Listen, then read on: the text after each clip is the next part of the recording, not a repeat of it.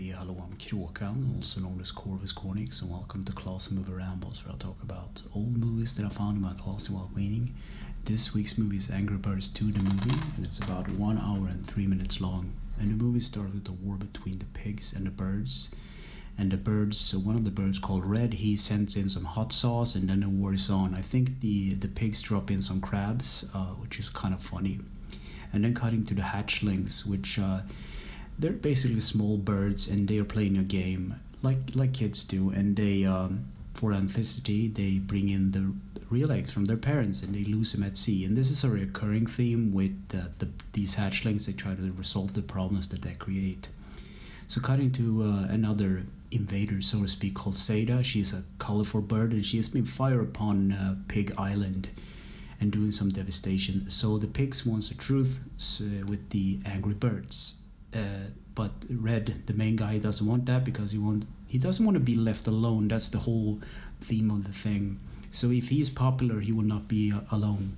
So apparently it's mating season, and Red goes for speed dating, which is kind of funny. He goes with his friends, and he meets up with a bunch of birds, female birds, and it doesn't go well for him. So he leaves home alone, basically. And well, it doesn't go too well, but he meets up this character called Silver, which will come important in a bit. So Red goes home, and he's depressed, so he eats popcorn and drink orange juice. And that's when the main bad guy, the green pig called Leonard, I think, he visits with his super squad, and they need to have a truce. So they team up. So Red wants to have like a team to go at this, so he calls in the best guys he knows so they can take down Seda, because Seda has been fired upon Bird Island as well, I think. So it turns out that the last member is Silver, which Red speed dated on that seasonal bird dating thing, and he doesn't like her at the beginning of the movie. So cutting back to the hatchlings yet again, and long story short, a whale blows the eggs up on a cloud, which is totally logical. And then cutting back to the team, then they try to devise a plan, and I think there's some weird kind of parachuting thing going on, and Silver basically saves the team from a high fall, and they manage to escape the eagles. So I probably should have said this before, but the bad guys they're attacking are actually eagles, and they are on this island totally made out of ice. Everything is frozen down. It's a kind of a pun also on the Seda's dog. Is actually just the dog is frozen in a cube of ice. So what the good guys do, they get a submarine and they try to get going. So they go under the water, and there's this weird scene, but it's kind of funny actually, where the main characters sing opera for some reason. I don't know why. They all sing opera. And then cutting back to the small birds again, the hatchlings, and long story short, they try to get up on the clouds, and they blow up one of their friends as a balloon so they can reach the clouds, but it drifts up into space. So they fall down by hitting a satellite or something, and the eggs fall down on an island with a snake. And then the submarine reaches Eagle Island, and the Great Eagle, which is one of the good guys, explains to them that Seda used to be his girlfriend, so ex in this case. So that complicates things a whole lot, and then he just leaves because he doesn't want to deal with it, I guess.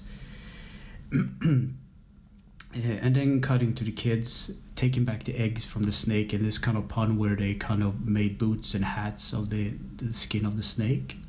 Yeah. And then Red and Silver climbs up the side of a mountain, while the other in the team devised this weird looking robotic costume and actually managed to fool the guards to get inside. And then Red and Silver gets captured by the eagles, and the other teammates try to steal a key card from a guard in a urinal stall, which is kind of a funny scene where the guard think that they're looking at his junk, but they really aren't.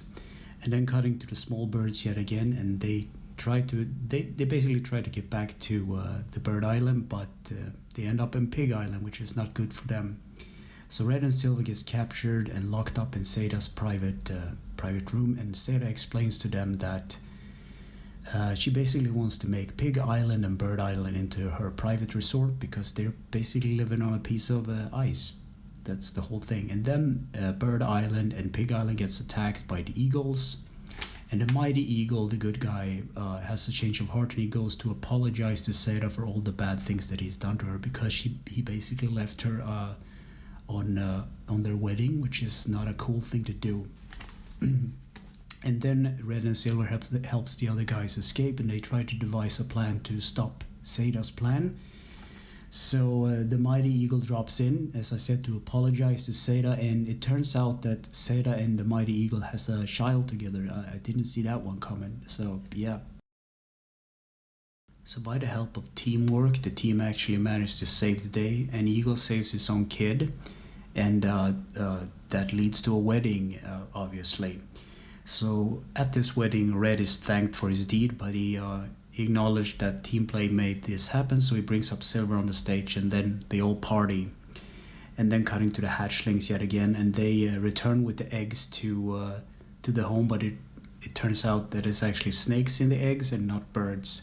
And then the mama snake knocks on the door, all with bandages and stuff, and there's like a shift. They just trade places with the hatchlings that she has, and the snakes that the hatchling has. So the whole movie ends with the newly hatched hatchlings just drifting out to sea, and that's pretty much the end of the movie. So what do I think about Angry Birds, the second movie? It's a good movie. It has some funny jokes, but it's not my cup of tea. I like the CG effects and whatnot, and I know the premise of the games, even though I haven't played them. So some jokes might fall flat on me because, as I said, I haven't played the games. But overall, it's a good movie. It has some grown-up jokes as well, but I can probably show this to my brothers and sister kids, and they will find it super funny. I didn't so much. So yeah. Anyway, thanks for listening and or watching, and take care.